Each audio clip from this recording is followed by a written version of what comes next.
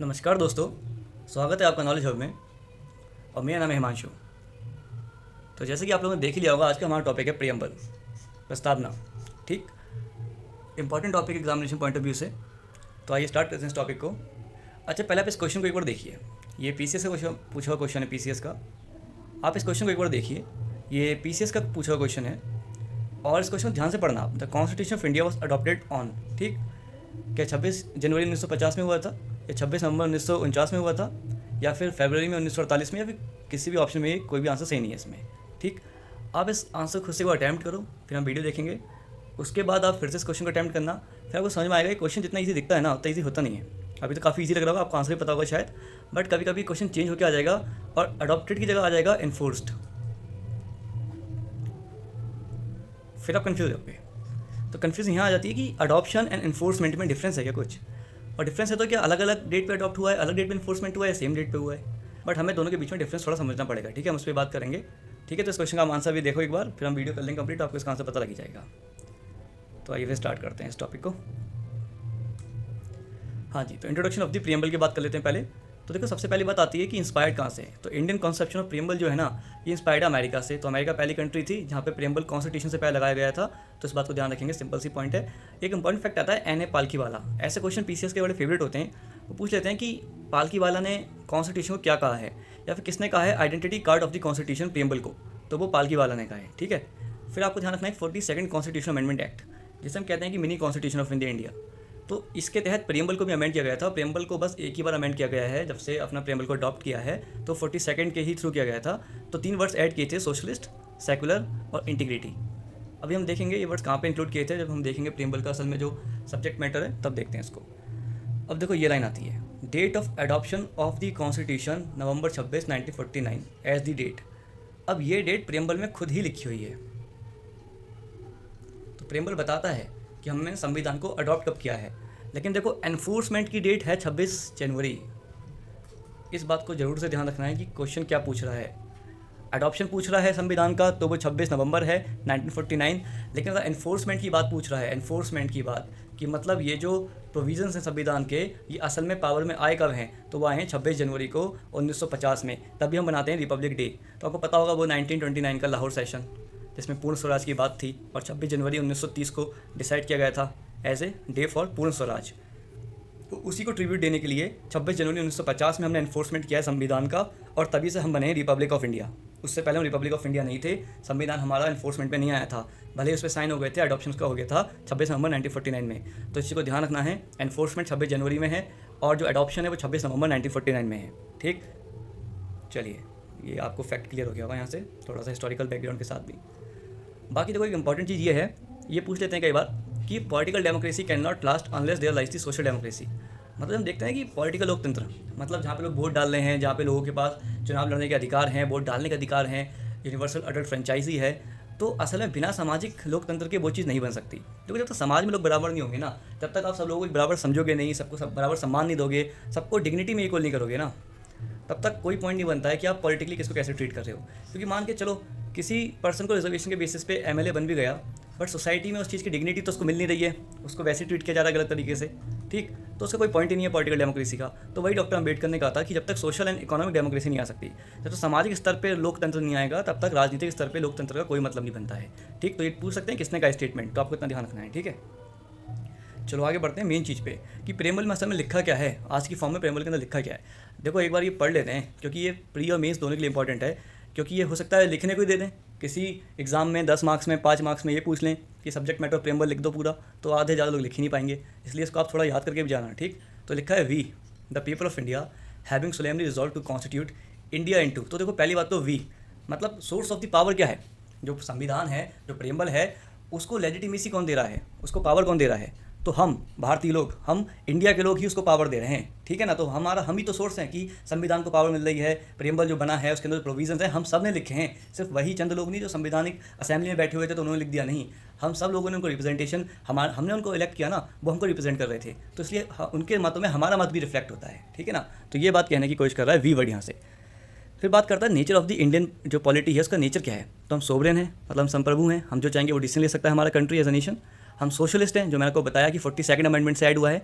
हम सेक्युलर हैं, ये भी तभी ऐड हुआ है। डेमोक्रेटिक हम हैं स्टार्टिंग से। और रिपब्लिक, अच्छा रिपब्लिक का मतलब सिंपल आप ध्यान रखोगे कि हेड ऑफ द स्टेट जो होता है ना, head of the state elected होता है बाय द पीपल। अब वो डायरेक्टली भी हो सकता है, इनडायरेक्टली भी हो सकता है, बट इलेक्टेड होता है। दूसरी बात ये कि कोई भी पर्सन किसी भी बैकग्राउंड से हो, गरीब हो अमीर हो, किसी भी धर्म का हो, किसी भी जाति का हो, वो हेड ऑफ द स्टेट बन सकता है इंडिया के अंदर। इसलिए हम कहते हैं इंडिया को एज ए रिपब्लिक। ठीक, अच्छा आप बताओ यूके क्या है? यूके रिपब्लिक है या नहीं है? यूके तो आपको लगेगा भाई यूनाइटेड किंगडम है, इंग्लैंड है, कितनी स्टार्टिंग से वहाँ पे पॉलिटिकल डेमोक्रेसी है, सोशो इकोनॉमिक इक्वालिटी है, पार्लियामेंट्री डेमोक्रेसी चलती है।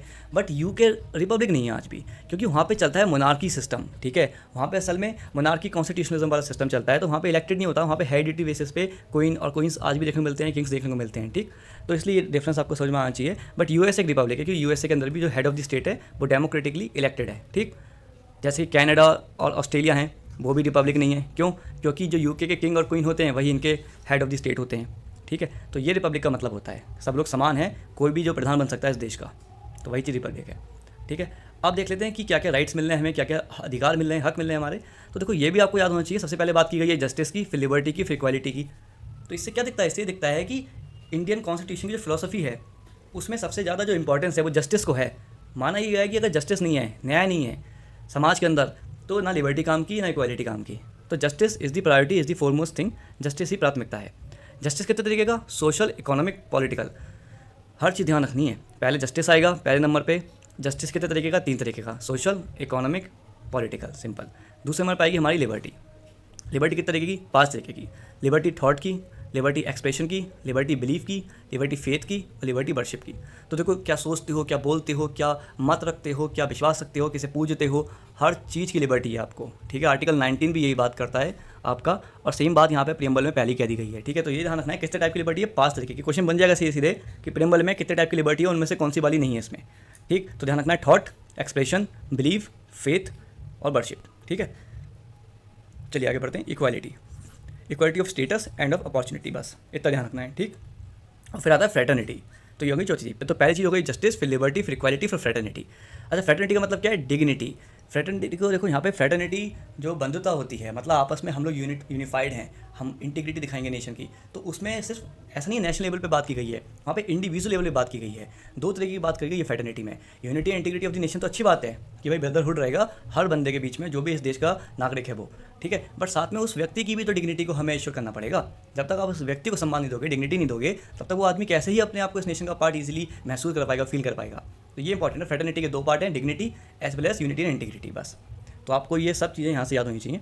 जो हमने 4 ब्रॉडर गोल्स की बात करी, जस्टिस, लिबर्टी, इक्वालिटी, फ्रेटर्निटी, और उसके अंदर जो हमने बात करी, जस्टिस कौन सा? Social, economic, political. लिबर्टी कैसी? 5 तरीके की। इक्वालिटी कैसी? 2 तरीके की। और फ्रेटर्निटी क्या होती है? उसमें 2 मतलब हैं, एक इंडिविजुअल लेवल पे और एक नेशनल लेवल पे। ठीक, फिर यहाँ पे देखो बात आती है डेट की, कि हमने कब अडॉप्ट किया है, इनेक्ट किया है संविधान को। अब देखो यहाँ पे एनफोर्स का वर्ड नहीं आ रहा है, क्योंकि एनफोर्समेंट तो हमें पता है कि 26 जनवरी 1950 में हुआ है, बट इनेक्टमेंट और अडॉप्शन जो हो गया है वो हो गया है आपका नवंबर 1949 में। यहाँ से क्वेश्चन बनता है, अच्छे से याद कर लेना इस डेट को। ठीक है, चलो आगे बढ़ते हैं, कुछ देख लेते हैं फैक्ट और सारे। अच्छा, एक वर्ड यूज़ होता है डिस्ट्रीब्यूटिव जस्टिस। तो पूछ सकते हैं कि डिस्ट्रीब्यूटिव जस्टिस में कौन कौन जस्टिस आता है। ठीक है, तो social justice as well as economic justice, जो हमने बात की थी ना अभी, जस्टिस कैसे थे? 3 तरीके के थे, सोशल, इकोनॉमिक, पॉलिटिकल। उसमें से अगर ये सोशल इकोनॉमिक रख लेते हैं हम, तो वही डिस्ट्रीब्यूटिव जस्टिस है। ठीक है ना, कि सामाजिक और आर्थिक तौर पर हम न्याय करते हैं समाज के अंदर। तो पॉलिटिकल लेवल पे तो हमें आर्टिकल 19 है, फंडामेंटल राइट्स हैं, वो भी जस्टिस को ही इंश्योर कर रहे हैं। बट इंपॉर्टेंट यहाँ पे हो जाता है कि सोशो इकोनॉमिक लेवल पे क्या कर रहे हैं, तो वही चीज़ आती है डिस्ट्रीब्यूटिव जस्टिस के अंदर। ठीक, बाकी लिबर्टी हमने देख लिया है, thought, expression, belief, faith, worship, 5 तरीके की लिबर्टी है जो काफ़ी इंपॉर्टेंट है। फ्रेटर्निटी हमने देख लिया कि 2 तरीके की है, 2 चीज़ें हैं, एक है डिग्निटी ऑफ द इंडिविजुअल, दूसरी यूनिटी ऑफ द नेशन। मतलब आप पहले तो व्यक्तिगत तौर पर इंसान को डिग्निटी दोगे, और दूसरा फिर आप नेशनल लेवल पर क्या है, एकता को इंश्योर करोगे। ठीक, फिर कुछ चीज़ पूछी जाती है, भाई किसने क्या कहा है, किसकी क्या कमेंट्री है, क्या टिप्पणी है हमारे प्रेम्बल के ऊपर। तो ये क्वेश्चन काफ़ी फेवरेट है PCS का वगैरह का। तो ध्यान रखें, के मुंशी ने कहा है, क्या चीज़ को कहा है, देखो पूरा देख लेते हैं बार। अच्छा, ये फ्रेटर्निटी को ही के मुंशी ने एक्सप्लेन किया है कि dignity of the individual signifies that constitution not only ensures material betterment and maintains a democratic setup but also recognise that the personality of the every individual is secret.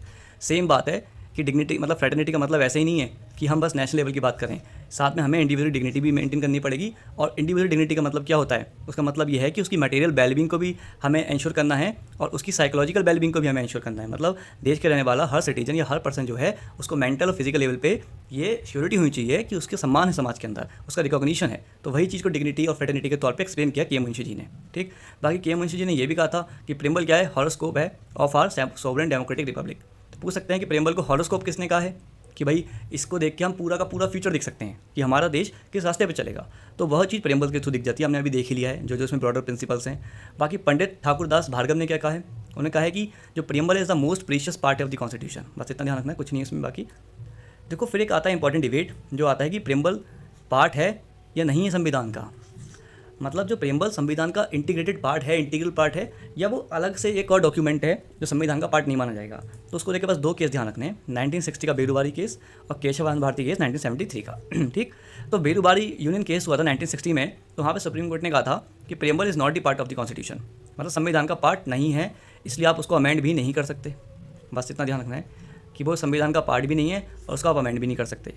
और Keshavananda Bharti case के अंदर 1973 में बिल्कुल opposite गया supreme court. उसने कहा कि भाई संविधान का पार्ट भी है प्रेम्बल, इंटीग्रल पार्ट है, और उसको आप अमेंड भी कर सकते हो आर्टिकल 368 के अंडर कॉन्स्टिट्यूशन अमेंडमेंट के थ्रू। मतलब जैसे हम संविधान को अमेंड करते हैं वैसे हम प्रेम्बल को भी अमेंड कर सकते हैं। और उसी को फॉलो करते हुए यहाँ पे 42nd अमेंडमेंट होता है, जिसमें वही 3 वर्ड्स सोशलिस्ट, सेकुलर और इंटीग्रिटी वाले 3 वर्ड ऐड किए जाते हैं। और ये अभी तक का तो एक ही मात्र अमेंडमेंट है टू दी प्रेम्बल। ठीक, बाकी ये सेम चीज़ हिंदी लैंग्वेज में है। सारे के सारा जो संविधान संशोधन हुआ है 42 बार, उसके बारे में जिक्र दे रखा है। जो दोनों केसेस हैं बेरुबारी केशवानंद भारती केस, उनके बारे में जिक्र है। बाकी ये चीज़ आपको पता होनी चाहिए। यहाँ पे मैंने आपको जो भी इंपॉर्टेंट लाइनिंग्स थी, जो भी मेजर प्रिंसिपल्स थे जस्टिस के लेके, लिबर्टी को लेके, इक्वालिटी को लेके, और वी वर्ड का क्या मतलब है, उसकी इम्प्लीकेशन क्या है। ठीक, बाकी रिपब्लिक की क्या इम्प्लीकेशन है वो हमने कर लिया है। तो अब आप इस बात को एक बार अच्छे से देख लेंगे, वीडियो को 2-3 बार देखेंगे, अच्छे से आपको समझ में आ जाएगा सब कुछ।